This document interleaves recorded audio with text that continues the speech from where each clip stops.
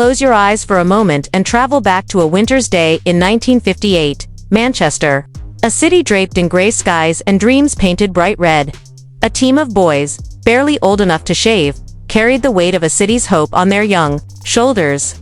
They called them the Busby Babes, young, fearless, hungry for glory. To the people of Manchester, they were more than footballers. They were family. They were future.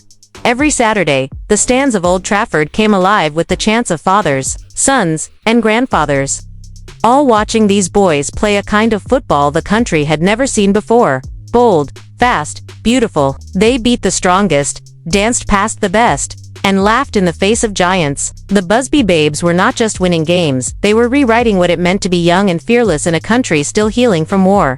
And so, on a cold February day, they boarded a plane. They had just conquered Belgrade, their European Cup dreams alive and burning brighter than ever. The plane made a stop in Munich to refuel. Snow fell, covering the runway in a white sheet that hid danger underneath. Twice the pilot tried to lift the plane off the icy ground. Twice the engine roared and then gave up. Inside, the boys joked, teased, nudged each other. They were invincible. They were Manchester United. Nothing could touch them. They had goals to score, cups to win, futures to build. And then, with a final push, the pilot tried once more. The engines screamed.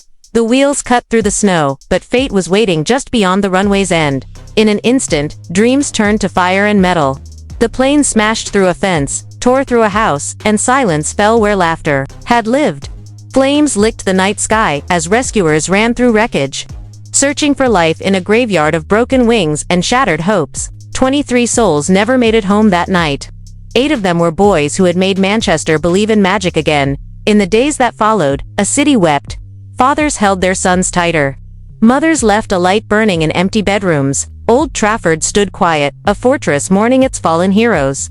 There were no chants, no cheers, only the echo of what could have been. Sir Matt Busby, the man who had built them up, lay fighting for his own life in a hospital bed, his dreams scattered among twisted metal on a frozen runway thousands of miles away. Some of the boys who survived would never play again, their legs broken, but their spirits more so. But from ashes, sometimes hope rises. Manchester United did not die that night. The Busby Babes became legends, their names whispered through generations, their story told every time a young player pulls on that red shirt. They remind the world that football is more than goals and trophies, it is about the people who live for it, and sometimes, the ones who die for it too. If you ever stand at Old Trafford, look at the clock that forever marks the moment time stopped. February 6, 1958, when Manchester cried, but never gave up. Because legends never truly leave. They live on, in chants, in dreams, in every kick of the ball under the floodlights. And so, when the wind howls through Manchester on a cold winter's night, listen closely.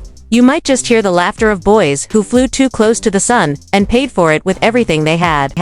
From here, the next part begins. Imagine a spring afternoon in England.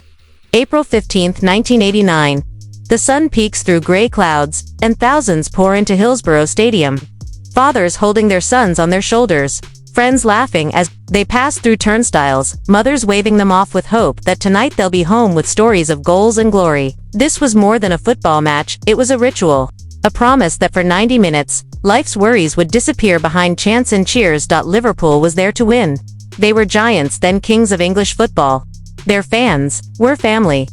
Generations stood side by side, packed into steel terraces that had seen so many dreams, so many roars of victory. But no one knew that this time, those steel barriers would not echo with cheers, they would trap screams no one would hear in time. As the match was about to start, thousands still waited outside the gates. The crowd swelled, the clock ticked, closer to kickoff. Police opened a large gate to let the masses in, a single decision meant to ease pressure. But that gate opened into a tunnel that led to pens already full, already gasping for space. People poured in, wave after wave, with nowhere to go but forward. In those standing terraces, bodies pressed together, arms pinned two sides, feet lifted off the ground by the crush of the crowd, faces turned upwards, mouths open for air that would not come. Fathers screamed for their sons to hold on. Boys called out for their dads, their voices lost in the roar of panic. On the pitch, the players kept playing, unaware at first that behind them, their people were dying, not from violence, not from hate, but from the failure to see them as human beings who needed space to breathe. Some tried to climb the steel fences that held them in like animals. Others pressed their faces against the cold metal, eyes wide, searching for help that came too late. Minutes felt like hours. For some, time simply stopped. Those who survived would never forget the touch of another fan's hand, desperately trying to push them up, to lift them towards life while they themselves sank deeper into the crush. 97 souls never went home that day. 97 families waited at the dinner table that night, plates untouched, doors unopened, phone calls unanswered. Mothers ran to hospitals and morgues. Fathers stood in the rain, numb, holding scarves soaked in tears instead of sweat and beer. For years, the blame fell on the victims. Lies printed in black ink told the world that the dead were hooligans, drunk, reckless. But the truth, like grief, finds its way through silence. Decades later, the world learned the truth. They were innocent. All they wanted was to watch their team win. All they wanted was to come home. Today, Hillsborough is more than just a place. It's a wound that still aches in every Liverpool chant of "You'll never walk alone." It is a promise that no fan, anywhere, should go to a game and never return.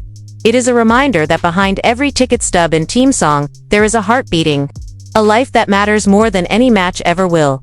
If you ever visit and listen when they sing, it is not just a song, it's an oath to the 97, the fathers and sons, the brothers and sisters, the friends who stood shoulder to shoulder and fell together. United forever not by a trophy, but by tragedy. And every time Liverpool step onto the pitch, they play not just for 3 points. They play for the voices that were silenced behind those steel fences. They play for justice that took too long to come. And they play so the world never forgets. 97 lives lost, but never forgotten. From here, the next part begins. Some mistakes cost a match. Some mistakes cost a life. And sometimes, the price of a single slip echoes forever through the streets where dreams are born and buried side by side. Andrés Escobar never set out to be a hero, but by the end, that is exactly what he became. Picture a boy growing up on the fields of Medellin, a city whose football pitches were sometimes lined with chalk and sometimes with crime. Colombia in the early 90s was a place of gunshots and goalposts, of young boys dribbling past danger with every touch of the ball. For Andrés's football was a promise that one day, he could lift his country out of shadows and show the world something beautiful. He was calm on the ball. Elegant, unshakable, the gentleman of football, they called him. In a country drowning in violence, Escobar was a reminder that good men could still wear the shirt, could still play with pride and honor when so many others played with fear in their veins. He dreamed of taking Colombia to glory, a nation's hope stitched into the number 2 on his back. In 1994, the World Cup in the USA was supposed to be Colombia's moment. They had dazzling talent, a nation behind them, and the swagger to scare giants. And then came the match against the USA, a game they were supposed to win easily, another step towards greatness. But football, like life, doesn't always follow the script we write for it. In the 34th minute, an American cross sliced through the box. Andrés stretched out a leg, trying to stop the ball, trying to save his team. The ball kissed his boot, spun away from his keeper's reach, and rolled gently into his own net. Silence. Disbelief. A nation gasped as a dream cracked open under stadium lights. Colombia lost. They crashed out of the World Cup. And back home, in Medellin's smoky bars and cartel-controlled streets, men watched that goal again and again. For them, football wasn't just sport, it was money, pride, bets made in blood. And that own goal had cost them all 3. When Andrés returned to Medellin, friends told him to stay low, to hide, to wait for tempers to cool. But that wasn't who he was. Days after the match, he went out with friends, smiled, laughed, promised fans on the street that Colombia would come back stronger. He told reporters, life doesn't end here. But maybe he didn't know that for him, it almost had. Outside a nightclub in the dark, early hours, a man approached him, angry words, accusations, maybe a drunken threat, and then a gun. 6 shots fired into the gentle giant who only ever wanted to defend. The man fled into the city's shadows. Andrés lay on the cold concrete, dreams leaking into the street where he first learned to kick a ball. When news broke, the world stopped. A defender murdered not for money, not for revenge, but for a single moment when his foot met a ball in the wrong place. His funeral felt like a state of mourning for a country that had lost more than a footballer. It had lost proof that innocence could still stand tall on the pitch. Years passed. Statues went up. His number 2 shirt was never worn again by his club, and in Colombia's dressing rooms, young players touch the badge on their chest and remember that football is beautiful, but the world around it can be brutal. They remember a man who faced the worst his country could throw at him and still played with grace, with dignity, with a smile that said football could be something pure. Today, when Colombia plays, they play for him, the boy from Medellin, who gave everything for his country, and who paid for one mistake with his life. In the stands, when fans chant Escobar's name, they are not chanting for a goal, or a tackle, or a World Cup run that never came true. They are chanting for forgiveness, for the right to dream without fear, for the promise that no player should ever die for trying to defend the net they loved so much. And if you ever walk past the mural in Medellin, Andres with his arms wide, eyes calm, watching over the city that both loved him and betrayed him, you'll know that some legends never fade. They just wait, quietly, to remind us that the beautiful game should never turn deadly, and that one own goal should never be worth a bullet.